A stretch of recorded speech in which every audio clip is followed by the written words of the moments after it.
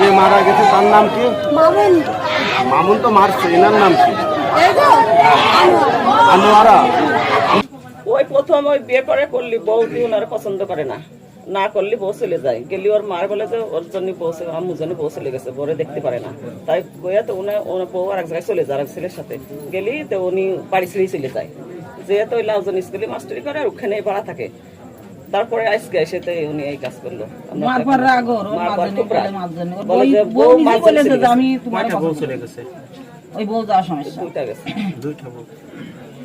মার কারণ বউটি উনার পছন্দ করে না, কয় যে বয়স বেশি তাই বলে বিয়ে করে উনি কি ধারণা করেন?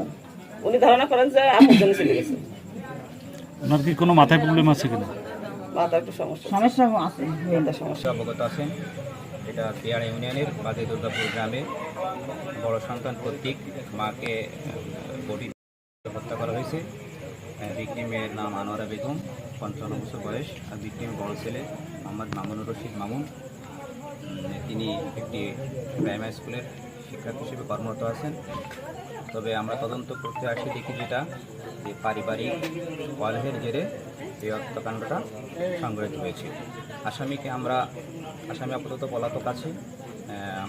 আমাদের অভিযান অব্যাহত আছে। আমরা ইনশাআল্লাহ দ্রুত সময়ের ভিতর তাকে গ্রেপ্তার করতে সক্ষম হব। ধন্যবাদ।